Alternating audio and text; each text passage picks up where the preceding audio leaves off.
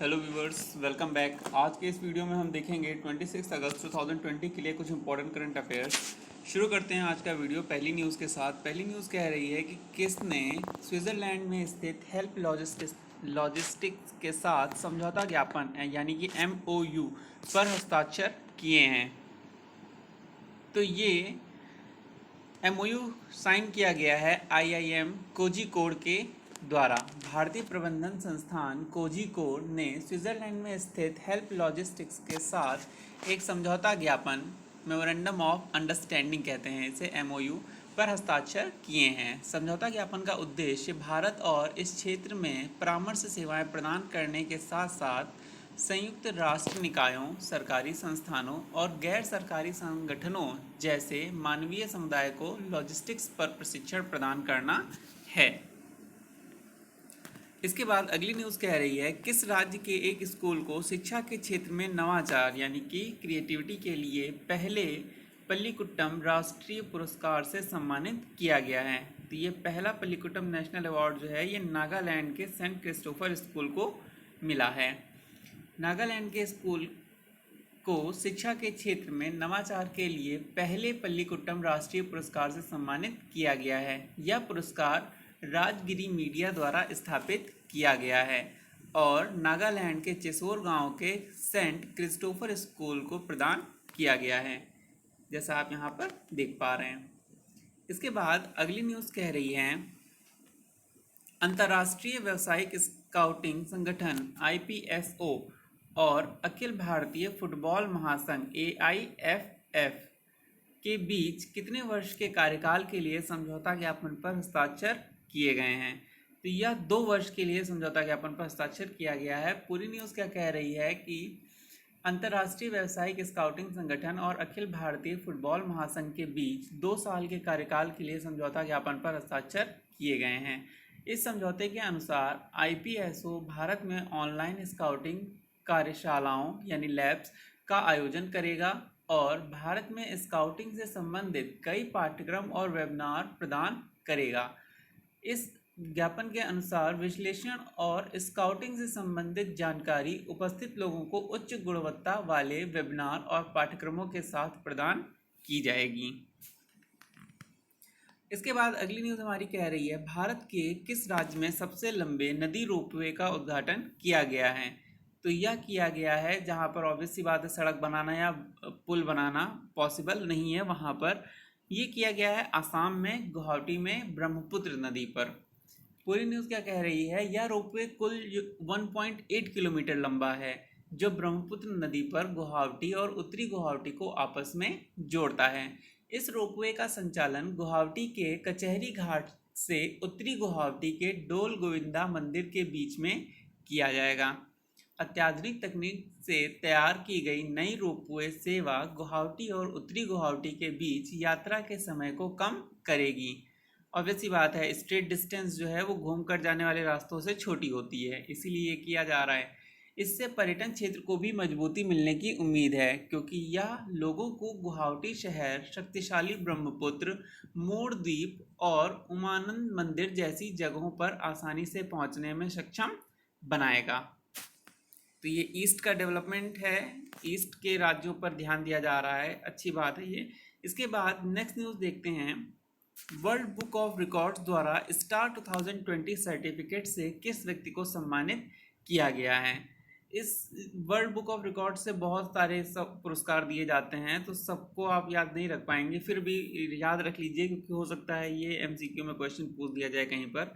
तो star 2020 certificate दिया गया है गणेश विलास जी को। किसको दिया गया है? गणेश विलास जी को।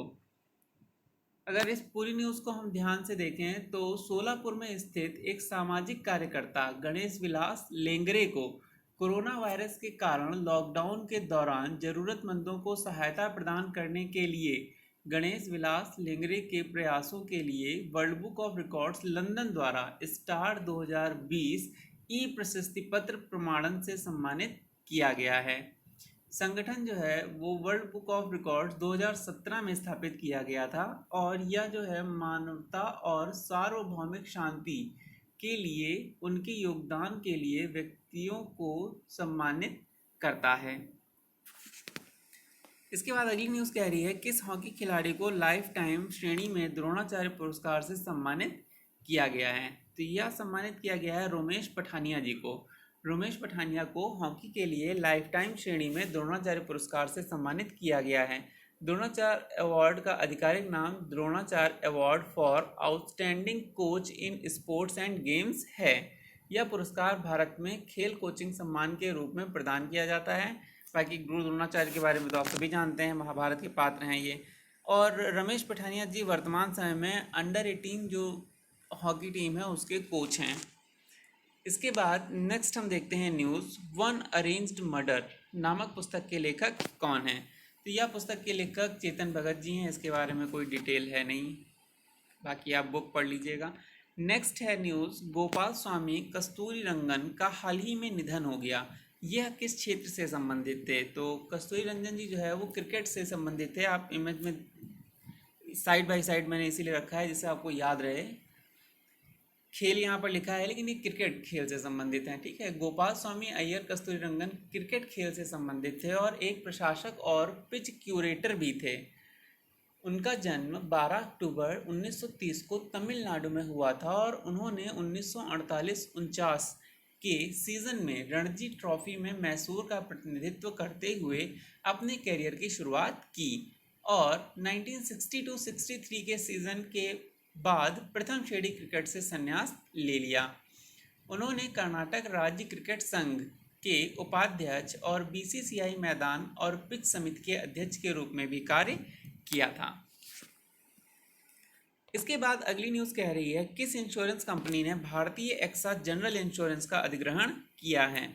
तो रेड एंड ब्लू याद रखिएगा, आईसीआईसीआई, लैम्बॉर्ड जनरल इंश्योरेंस और भारतीय एक्सा, इन दोनों का आपस में अधिग्रहण हुआ है। क्या है पूरी न्यूज़? कुछ पूरी न्यूज़ नहीं है, केवल इतना ही है कि आईसीआईसीआई लॉम्बार्ड इंश्योरेंस कंपनी ने भारतीय एक्सा जनरल इंश्योरेंस का अधिग्रहण किया है। इसके बाद अगली न्यूज़ देखते हैं, श्री नितिन गडकरी जी ने मध्य प्रदेश में 45 राजमार्ग परियोजनाओं का उद्घाटन और शिलान्यास किया। 45 राजमार्ग टू बी नोटेड, ठीक है। 45 राजमार्ग का उद्घाटन एक साथ किया है और उद्घाटन और शिलान्यास की गई इन परियोजनाओं के तहत सड़कों की लंबाई कुल मिलाकर 1361 किलोमीटर है, जिसमें लगभग 11,427 करोड़ रुपए का निर्माण मूल्य शामिल है। मध्य प्रदेश के विकास का मार्ग प्रशस्त करते हुए ये सड़कें राज्य के भीतर और उसके आसपास बेहतर कनेक्टिविटी एवं सुविधा सुनिश्चित करने के साथ साथ आर्थिक विकास की गति को भी तेज करेंगी। और अगर आपको याद हो तो इसके पड़ोसी राज्य कौन से हैं मध्य प्रदेश के? हमने आपको बताया था, मध्य प्रदेश के उत्तर में उत्तर प्रदेश, उत्तर पूर्व में बिहार, झारखंड और छत्तीसगढ़ और पश्चिम में गुजरात, महाराष्ट्र, राजस्थान और दक्षिण में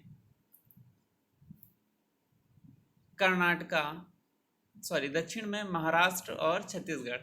ये राज्य जो है पड़ोसी राज्य हैं और इनसे जो है अब परिवहन और तेज हो जाएगा। इसके अलावा बेहतर सड़कों से समय और ईंधन की भी बचत होगी और साथ ही साथ प्रदूषण फैलाने वाले अवयवों का उत्सर्जन भी कम होगा।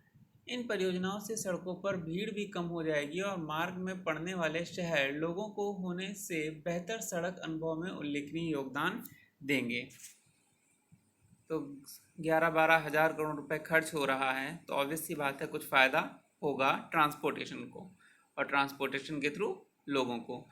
इसके बाद हम देखते हैं आज का डे, आज कौन सा स्पेशल डे है। तो 26 अगस्त को वुमेन्स इक्वलिटी डे होता है। वुमेन्स इक्वलिटी डे 26 अगस्त क्यों होता है? ऐसा इसलिए होता है कि यूएसए में 26 अगस्त को ही महिलाओं को वोट देने का अधिकार मिला था। कब? 1920 में। तो उसी उपलक्ष्य में जो है वुमेन्स इक्वलिटी डे मनाया जाता है हर साल 26 अगस्त को। लेकिन ये 1920 से ही नहीं मनाया जा रहा है। पूरी न्यूज़ क्या कह रही है इसके बारे में थोड़ा सा जान लीजिए। हर साल 26 अगस्त को महिला समानता दिवस महिलाओं के सम्मान में मनाया जाता है। और इसी दिन संयुक्त राज्य अमेरिका में 19वें संवैधानिक संशोधन के जरिए महिलाओं को समानता का अधिकार दिया गया था। पॉलिटिकल इक्वलिटी, समानता का अधिकार, to be very specific, political equality का अधिकार दिया गया था, सफरेज राइट जिसको कहते हैं। इसी संशोधन के तहत महिलाओं को पुरुषों की तरह वोट देने का अधिकार भी दिया गया। अब महिला समानता दिवस का जश्न अंतर्राष्ट्रीय स्तर पर भी मनाया जाता है। महिलाओं की आज़ादी और समानता के प्रति समाज को जागरूक करने के लिए कई कार्यक्रमों का भी आयोजन किया जाता है। लेकिन खास बात यह है कि अमेरिकी कांग्रेस ने 26 अगस्त 1971 में महिला समानता दिवस के रूप में मनाने का ऐलान 26 अगस्त को किया था। यानी 1971 से 26 अगस्त जो है वो महिला समानता दिवस के रूप में मनाया जा रहा है। इसके अलावा इंटरनेशनल वुमेंस डे अलग होता है, वो मार्च में होता है। और भी कई दिवस हैं जो महिलाओं के सम्मान में मनाए जाते हैं। तो ये थे आज के कुछ इंपॉर्टेंट करंट अफेयर्स। कुछ अगले करंट अफेयर्स या नए करंट अफेयर्स के लिए मिलते हैं नेक्स्ट वीडियो में। Till then take care and thanks for watching.